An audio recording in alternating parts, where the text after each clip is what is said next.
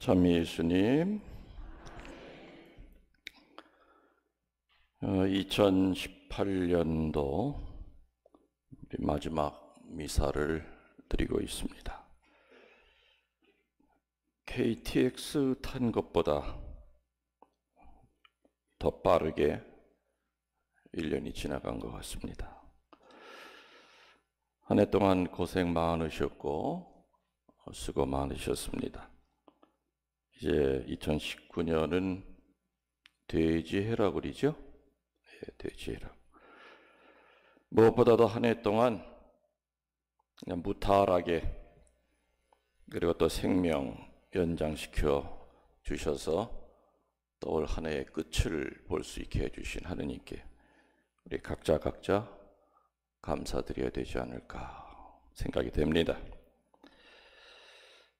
여러분들이 1년 동안 행복하셨습니까? 그냥 그렇게 영혼 없이 대답하지 마시고 행복한 느낌이 여러분들에게 조금이라도 있다면 무엇이 여러분을 행복하게 했는지를 살펴보셔야 됩니다. 여러분 저한테 한번 물어보시겠습니까? 신부님 행복하셨냐고. 좀 한마음으로 좀 물어보세요. 시작. 어떤 답을 원하십니까? 아마 여러분들은 당연히 행복했죠. 그걸 뭘 말이라고 물어보세요. 이런 답을 아마 원하시고 물으셨을 겁니다. 그러면 내 입에서 행복했습니다 라는 말이 나온다면 여러분이 보기에 그래 신부님은 이런 것 때문에 행복하셨을 것 같아 라는 그런 거 이렇게 떠오르는 거 있습니까? 신부님은 분명히 이런 일 때문에 행복하셨을 거야. 뭐 있을까요? 여러분이 날 볼 때 내가 행복하다고 느껴지면은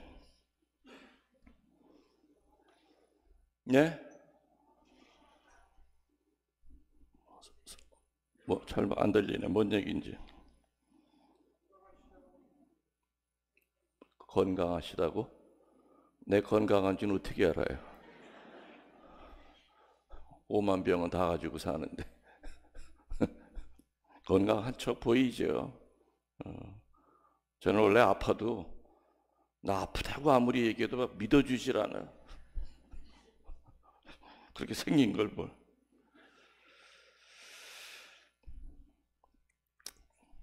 비단 2018년만이 아니라 사제생활 35년을 뒤돌아보면 행복한 환경은 단 한 번도 없었어요.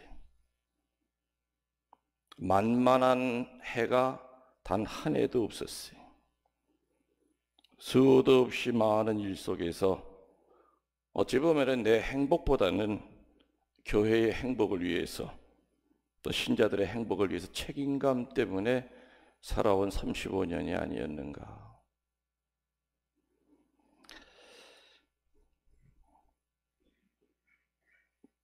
지난 1년 동안도 글쎄요, 행복한 환경이 행복의 조건을 여러 가지로 규정할 수 있겠지만은 일단은 별로 행복하지 않은 거가 뭐 있냐 찾아보니까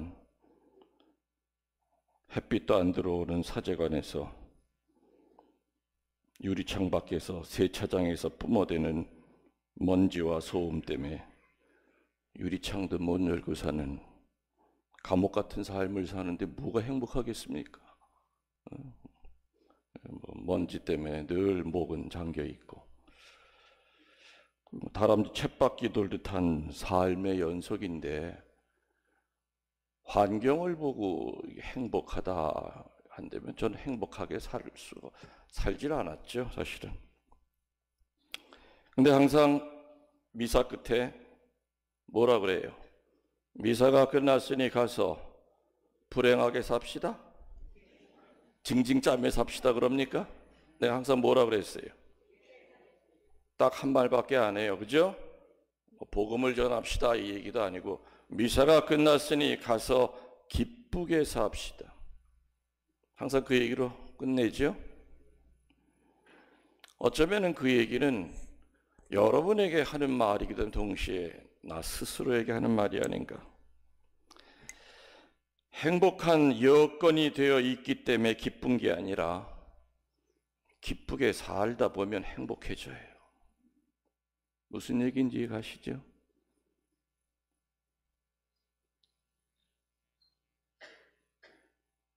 기쁠 수 있는 환경이 있기 때문에 웃음이 나오는 것이 아니라 억지로라도 웃으려고 애를 쓰면 기뻐져요. 세상을 바라보는 거죠. 우리들이 가지고 있는 그 행복의 조건이 채워지겠습니까? 이 세상 살면서 안 채워져요. 나는 이 정도 되면 난 정말 행복해. 우리들이 원하는 그 행복이 과연 우리 살아생전에 내가 원하는 그 조건이 다 채워지겠는가? 아니죠. 충분히 행복한 환경이 되면 난 그땐 기쁠 수 있어. 죽을 때까지 기쁘게 못 살 겁니다. 그러나 길을 쓰고 기쁘게 살려고 애를 쓰면 얻은 쪽 보지 말고 그래도 1년 내내 주님께서 나에게 주신 축복, 은총을 생각하면은 행복해지는 거죠. 그리고 웃다 보면 또 기뻐지는 거예요. 기쁜 일이 생기면 그 다음에 나 웃겠다. 천만의 말씀. 기쁜 일이 얼마나 생기겠습니까? 2018년도 한 해를 뒤돌아보면 아까 얘기했죠. 행복하십니까? 행복합니다. 그렇게 영혼 없이 행복하다고 얘기하지 말고 정말 나는 올 한 해 동안 기쁘게 살려고 애썼던가?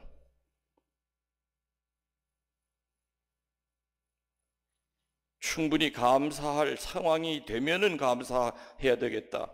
이렇게 살았는가 아니면 내가 늘 하는 얘기지만 미리 땡겨서 감사하고 살았는가? 기쁠 건덕지가 없어도 그래도 나에게 역사하시는 그 하느님의 그 섭리를 보면서 기쁨을 찾으려고 애를 썼는가?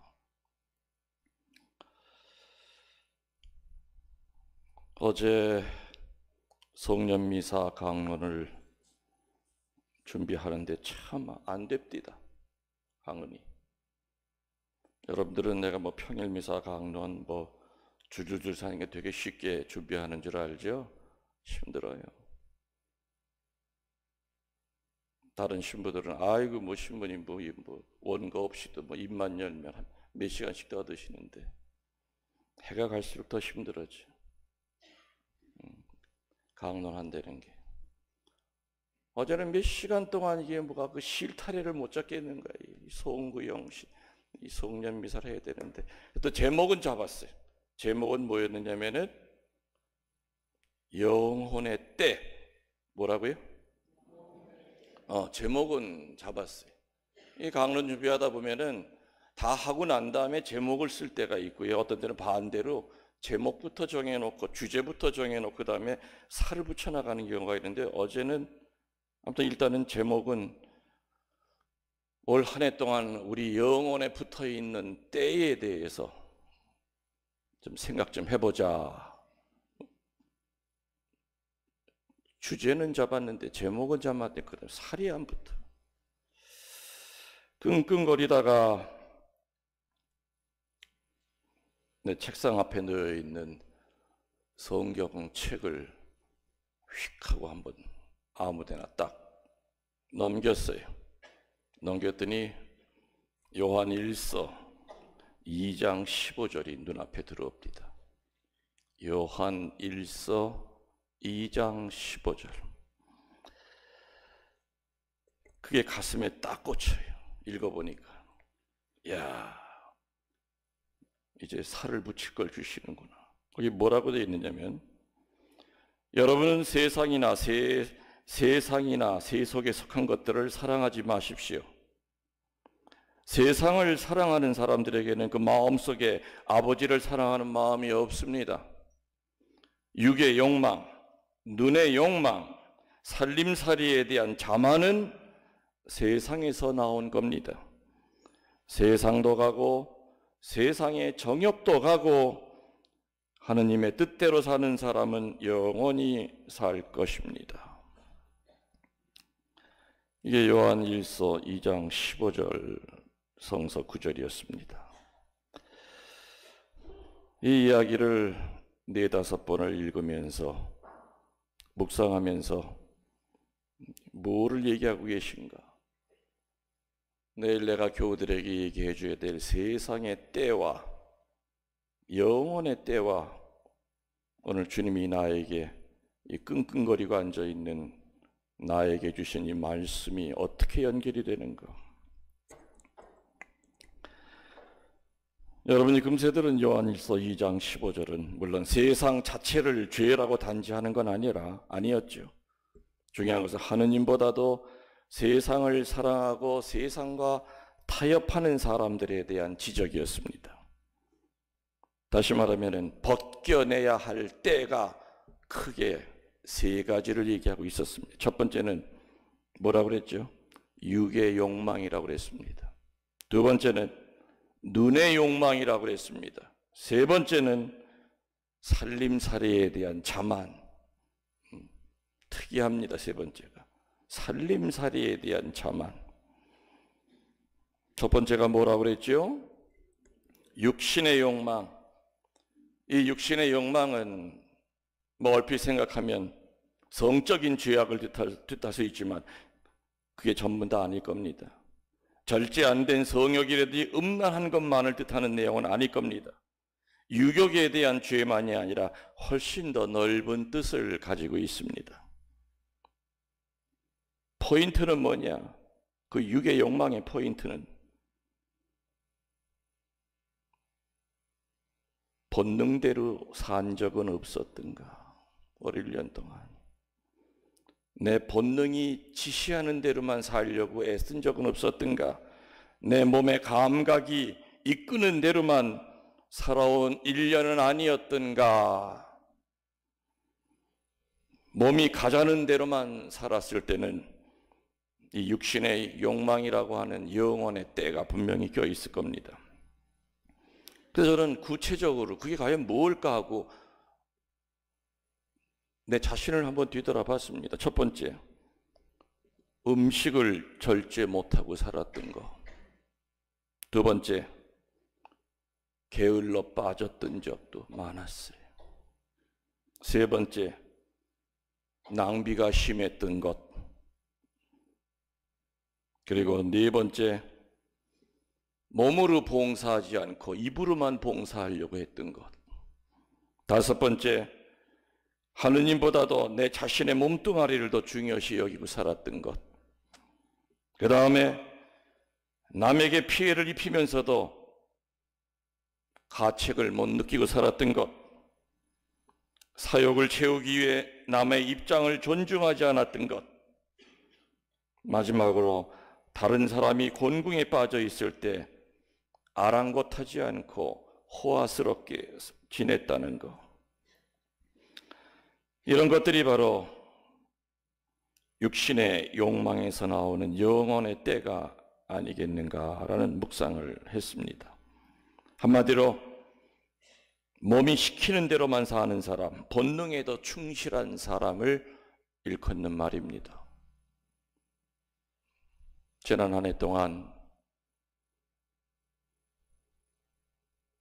내 몸이 이끄는 대로만 살았다면은 오늘 새해 맞기 전에 그 영혼에 묻은 때를 이 미사 때 지워야 될 겁니다. 두 번째로는 눈의 욕망이라고 나옵니다. 우리는 늘 보이는 것에 무너질 때가 많습니다.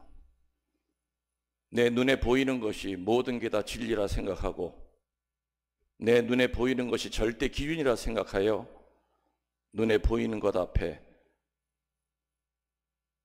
우리는 무릎을 꿇을 때가 굉장히 많습니다. 무엇이고 보는 대로 소유하고 싶고 또 얻고 나면 그것을 사람들 앞에 보여주고 싶어 하는 그런 마음. 행복이라는 것은 금전으로 살 수 있다고 생각하고 행복은 눈으로 볼 수도 있는 어떤 물건에서 찾을 수 있다고 착각하는 것. 올 한 해 여러분의 눈은 어떤 걸 보고 사셨습니까? 눈은 볼 뿐이고 그 눈을 지배하는 건 우리의 마음입니다. 그런데 내 마음이 눈을 지배하지 못할 때는 그냥 망막에 맺혀지는 그 그림만을 보고 하루하루를 살아갔을 뿐일 겁니다. 천상 하늘을 바라보며 하느님을 그리워하고 살았는지, 1년 내내 내 마음을 어지럽히는 것만 보고 내 영혼을 더럽히고 살지는 않았던가 생각해 봐야 될 시점이 바로 이 순간입니다.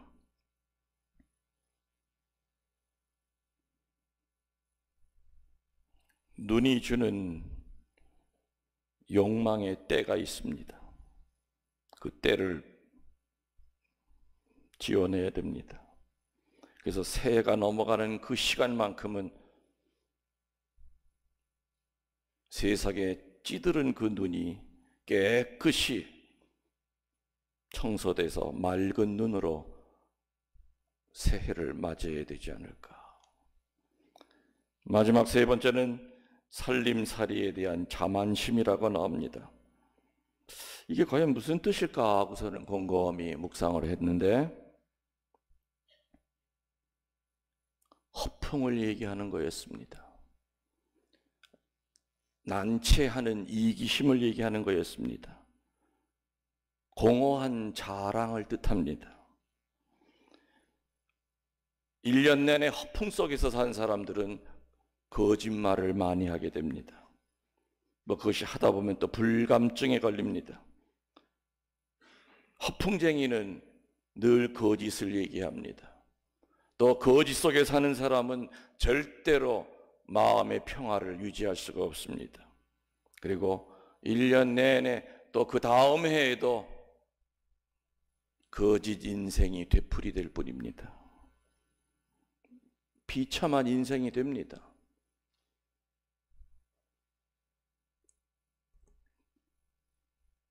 여러분 각자에게 해당되는 영혼의 그 벗겨내야 할 때가 있다면 오늘 우리 깨끗이 씻고 새해를 맞이하도록 합시다. 아멘.